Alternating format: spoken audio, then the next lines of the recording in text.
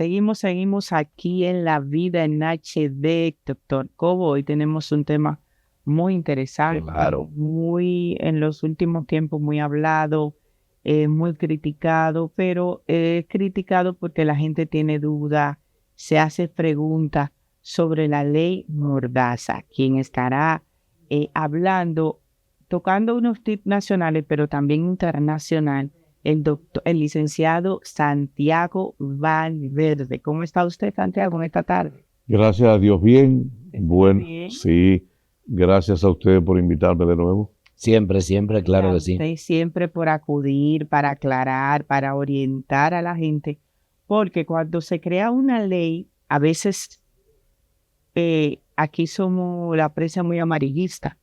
Entonces lo que son títulos, pero además de la prensa, las redes sociales son amarillistas y sensacionalistas para crear un impacto de efecto en el momento. Claro que Y la sí. gente a veces no se detiene a leer ni a, ni a escuchar. La gente, nosotros desde este espacio tenemos que saber orientar, porque con el tema de la ley Mordaza, eh, uno se hace muchas preguntas y mucho cuestionamiento y a la vez duda. Yo, Ciertamente. yo tengo una primera pregunta.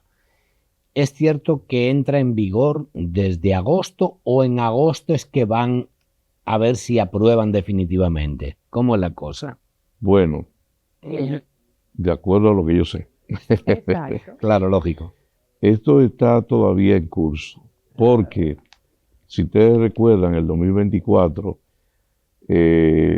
se levantó toda una inquietud Una ciudadana polémica, sí. porque el proyecto que se presentó para crear la Dirección Nacional de Inteligencia, Ojo.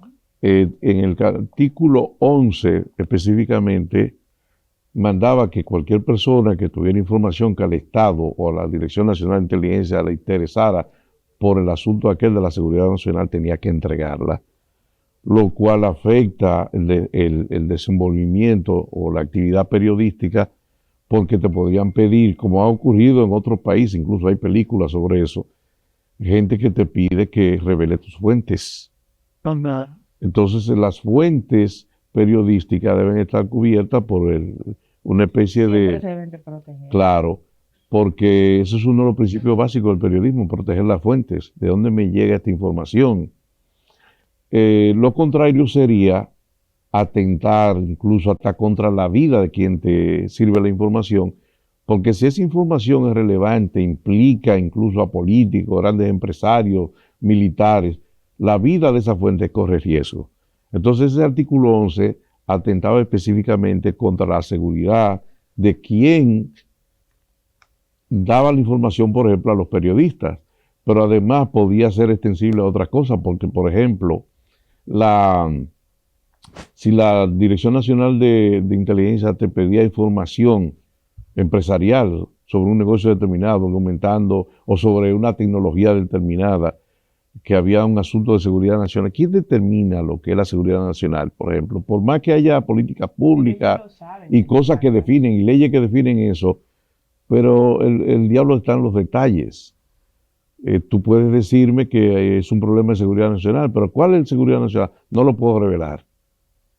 No se puede revelar porque es seguridad nacional y entonces entramos en una especie de círculo vicioso, dame la información porque la seguridad nacional, pero ¿qué seguridad nacional? pero Ah, no, no te lo puedo revelar. pero no la damos completa. Exacto. Entonces, el asunto es que se presentó un proyecto en el 24 y se presentaron dos proyectos en el 22, incluso antes. Uno de Melania Salvador, la diputada del partido de gobierno, que sobre la intimidad, y el otro lo presentó el llamado Cholitín, el ex senador de la Altagracia, que iba más o menos por el mismo camino y también despertaron, porque eso afectaba también el derecho a la intimidad, a la privacidad de las personas. Eso es lo que se consideró. Entonces, eso el gobierno ha vuelto a ponerlo sobre el tapete, pero la advertencia mía particularmente viene dirigida a lo siguiente: el poder siempre es odioso. Los que ejercen el poder no quieren límites. No. Los que ejercen el poder tienen la facilidad de manipular, tienen la facilidad de intimidar, Sí. tiene la facilidad de incluso de perjudicar, de fabricar expedientes. Eso no es nuevo ni en este país ni en el mundo. No, pero se Sí. han despedido colegas, por ejemplo, yo que soy periodista de profesión y de vocación, se han despedido colegas porque se han dicho una o tal y cualquier cosa. No en este gobierno, sino cuando Sí. en el otro gobierno. Que Sí. si dijeron tal cosa de una persona en específico, porque no todo el mundo aguanta comentarios. Ni es comentario, son, si tú eres una figura pública, si tú eres un ministro y el periodista sabe algo, pues la vocación y la labor del periodista es hacerlo saber a la población. Así es. El asunto es que, Y la despidieron. sí, pero pasa, no sé si recuerdan, cuando venían las elecciones, creo que en 2004, Yolanda Martínez y Pablo McKinney estaban en un programa y fueron víctimas de presión, si mal no recuerdo, fueron ellos dos, para que ciertas cosas no se aireen, no se den a conocer al público. Hay presiones siempre, como métanlo preso, como los locutores de Montecristi y de la encuesta aquella famosa, y ha ocurrido en todos los gobiernos. Unos son más sutiles que otros, porque hay formas sutiles de apretar a alguien.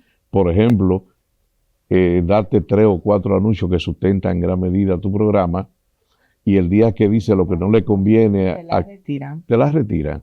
Y ya eso es una manera de eliminar todo, hacerte callar. Ah, bueno, ya entendiste el mensaje, sí, pues aquí están los anuncios, pero no puedes tocar ese tema. Ajá.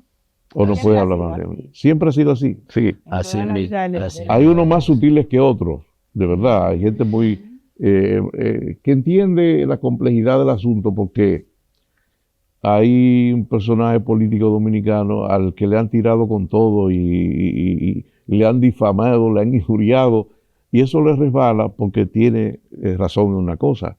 Si los enemigos te atacan con tanta virulencia, imagínate que incurras en el error de, tentado por lo que dicen o hacen contra ti, tomar acción desde el poder. Pasa a ser uso excesivo del poder, abuso del poder, porque te está defendiendo la honra tuya y de tu familia. Pero la honra del político, del hombre público, es una cosa, digamos, que entra dentro del campo de lo neblinoso, porque todos los derechos tienen límites, pero cuando una persona abraza la política, participa públicamente, o incluso el arte, en el caso de los artistas, está en una vitrina, está expuesto al escrutinio público. Claro. Ahora, eso es una cosa, y la otra es caer en la bajeza, pero ya es una cuestión moral, personal, incluso ética de cada uno. De cada uno. Sí. Bien. Así es. Dicen, la ley que viene de camino, porque todavía no ha sido aprobada, ¿verdad? Según tengo entendido. ¿Ha sido copiada o ha sido creada? ¿O está mixta? ¿Cómo es la situación? Copiada de otro país. Sí, claro, copiada de otros países. Yo Porque creo, yo sé que externamente sí, ya hay leyes que no tienen que aprobar, están aprobadas. sí, así es. Bueno, yo diría que en este mundo de hoy se hace mucho benchmarking, que es la tarea de, es la actividad comercial en que tú miras cuáles son las mejores prácticas de una empresa, una institución, y la copias o la imitas. Y un paísito Sí, otro. claro. Entonces aquí Eso es algo Imitamos. con ideas sí, internacionales. sí, siempre estamos tratando de estar a la moda o siguiendo el paso que nos marcan los grandes, el primer mundo, etcétera. Entonces por ahí anda esa ley que tiene lógicamente tintes muy nacionales, porque a quien le interesa esa ley más que todo son aquellos que gobiernan. Claro. Siempre hay una finalidad ulterior. Decía Descartes, el de la duda metódica, duda, siempre duda. Yo dudo de todo, hasta de mí mismo. En un momento determinado me pongo a pensar, pero esto que yo estoy pensando será cierto. Déjame buscar tal libro. Y el Déjame otro, dudar para yo déjame buscarlo. consultar a ver si es que me estoy volviendo loco. Porque la realidad es que, como dijimos, el poder es odioso, el poder es mañoso, el poder está dispuesto a hacer lo que sea para mantenerse. O sea, los que tienen el poder harán lo que sea para tratar de mantenerse una vez que lo consiguen. Y eso es lo peligroso, porque todo eso se encubre con un sistema, por ejemplo, de información, de prensa, periódico, televisión y radio, que están continuamente propagando la mentira que le conviene al gobierno. Nadie va a poder decir nada, Exacto. ni la oposición. Exacto. Yo la veo desde un punto de vista por la protección y la vulnerabilidad de las personas que se someten. Por ejemplo, hay un accidente, ya una persona grava. Hay tal cosa, un motorista que se trayó en el piso, ya una persona grava. O sea, hay unos criterios, señor Santiago, que se deben de cambiar. Hay personas que se enteran de situaciones trágicas de un familiar por la red social. Sí, porque tenemos que entender ciertas cosas. En este mundo de la posverdad, lo importante no es la verdad, sino mi opinión, que puede ser válida, buena o no. Y la inmediatez. Sí. Y es el mundo donde se ha impuesto el mal gusto, la superficialidad, el todo y nada, donde todo se vale. Entonces le ha abierto las puertas a las redes sociales, las plataformas tecnológicas, le ha abierto las puertas a lo que Humberto Eco llamaba una manada de imbéciles, de idiotas, que porque tienen acceso a estos medios creen que pueden decir lo que quieran, contra quien quieran, sin consecuencias. Y por eso también está penada la ley dominicana, por la ley actual, la 6.132, y también por el artículo 367 del Código Penal, la difamación y la injuria, pero también por la ley 5307 de delito de alta tecnología. Las penas son agravadas cuando la difamación y la injuria se cometen vía medios electrónicos. Por ejemplo, por medios escritos, por los medios tradicionales, son de 6 días a 3 meses. Pero si el delito es tecnológico, que involucra medios electrónicos, etcétera, es de 6 meses a 1 año. La pena, o sea, se agrava. Se duplica. Sí, prácticamente. Y se agravan también las multas, que son 5 salarios mínimos hasta 500 salarios mínimos. Entonces, esto es parte también del esfuerzo del gobierno. Esto no es una cosa inocente. Hay una corriente mundial que se está produciendo en medio de un mundo que cambia aceleradamente. No es el mundo de la Segunda Guerra Mundial, donde emergen Estados Unidos y la Unión Soviética como los vencedores, Estados Unidos el vencedor material, la Unión Soviética el vencedor moral, porque quedó destruida y perdió 27 millones de personas, entre ellos entre 11 y 13 millones de soldados. Los demás fueron civiles. Y ver a Estados Unidos como el gran ganador económico, le vendió armas a todo el mundo, bienes y servicios a todo el mundo, no recibió una sola bomba en su territorio, aunque fue bombardeado en Pearl Harbor no es territorio norteamericano continental, claro. Son islas que están ahí frente a Japón. Entonces, Estados Unidos sale vencedor de esto e impone las instituciones que regirían el mundo nuevo, post Segunda Guerra Mundial. Banco Mundial, FMI, la ONU, con la conferencia de San Francisco, e impone una gobernanza mundial, un sistema jurídico mundial, el derecho internacional. Eso está cambiando por la emergencia de China, Rusia, en los países asiáticos. De hecho, la economía del mundo se fue para Asia. La economía del mundo antes era el eje atlántico, Estados Unidos y Europa. La economía del mundo hoy, las grandes economías del mundo, las que están destinadas a primar, están en Asia. Y entonces eso está provocando un reacomodo mundial de las potencias y la desesperación de las élites occidentales por mantener un poder que se les va, por mantener una hegemonía que ya no es posible. ¿Por qué era posible esa hegemonía? Y estoy siendo un poquito largo para explicar dónde viene la ley Mordaza internacional. ¿Por qué era posible esa hegemonía? Porque al terminar la Segunda Guerra Mundial, Europa está totalmente destruida. Las principales economías, sobre todo Europa, están totalmente destruidas. La Unión Soviética está destruida, Japón está destruido, China está destruido por 2 fenómenos.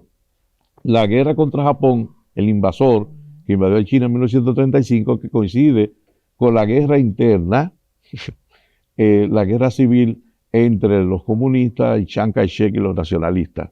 En medio de eso también tienen que pelear ambos grupos con los japoneses. China queda destruida, Japón queda destruida, todo el sudeste asiático, porque se luchó en todos esos países.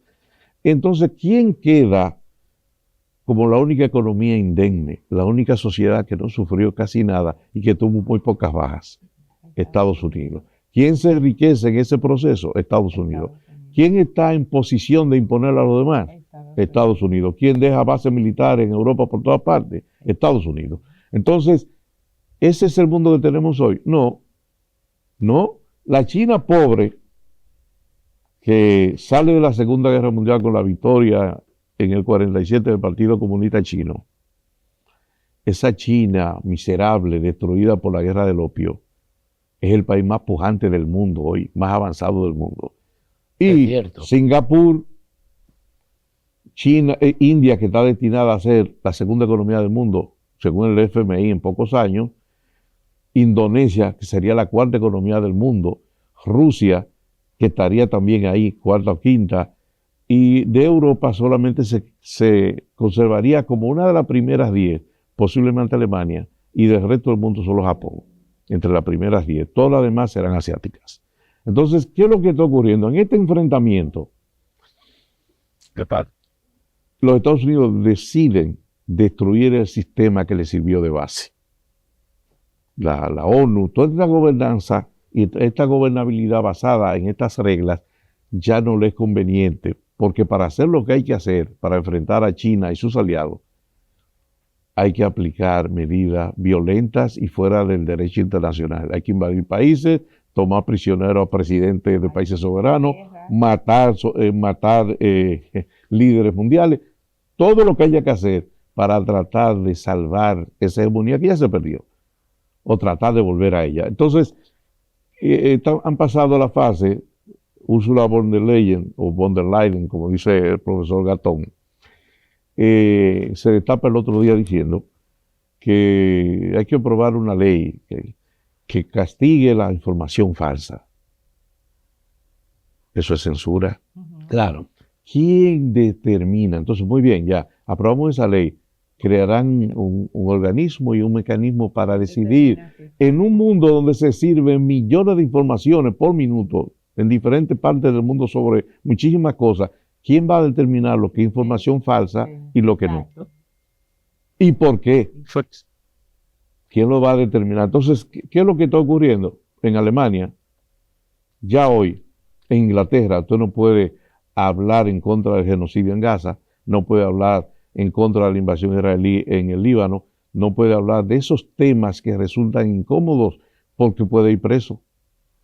Se considera antisemitismo, lo cual es otra mentira porque los israelíes... ya se está aplicando. No, y que los israelíes se han apropiado del término semita. Los semitas no son un solo pueblo, son 7 pueblos. Todos descendientes de Sem, según la tradición bíblica y el Corán. De Sem, el hijo mayor de ¿quién? De Noé. Entonces, los pueblos semitas son 7. ¿Entiendes? Los amorreos. No voy haciendo nuevas señales. Los hebreos. Están los fenicios. Los etíopes judíos. Son pueblos semitas. Los árabes. Son 7 pueblos semitas. Digo usted, señor Santiago, para llegar a la conclusión de la ley Mordaza, Que nos basamos en el nivel internacional. ¿Cuál es la frase que usted le da, la visión que usted le da aquí en República Dominicana? Yo les recuerdo a ustedes y a los que nos están viendo que el partido de gobierno tiene aplastante mayoría en ambas cámaras. Que vamos a patalear, todos patalearemos, haremos ruido y ya se ha hecho, pero al final el poder tiene sus mañas. Claro. Yo pienso que logrará pasarse y se le harán algunas modificaciones, sobre todo estéticas, para engañar, para que la gente no proteste tanto. Pero la verdad es que estamos en un momento peligroso de la humanidad. Y ese es parte del peligro. Que los medios sutiles, utilizando la ley, constreñir a los ciudadanos para que no se diga lo que hay que decir. Así es. Bueno, Nada, tremenda información, agradable y desagradable para muchos, ¿verdad? Sí. Pero esa es la información real. De verdad que le agradecemos haber venido, como siempre, a darle todo este tipo de informaciones a nuestros televidentes. No, muchas gracias. Siempre a la orden, para mí es un placer. Yo no soy dado a regalar elogios, no me gusta, pero La cátedra bien. no, la cátedra son ustedes que me permiten. Gracias, pero gracias a ustedes porque me permiten expresar estas ideas. Excelente. Buenas tardes. Buenas tardes, gracias. Nos vemos.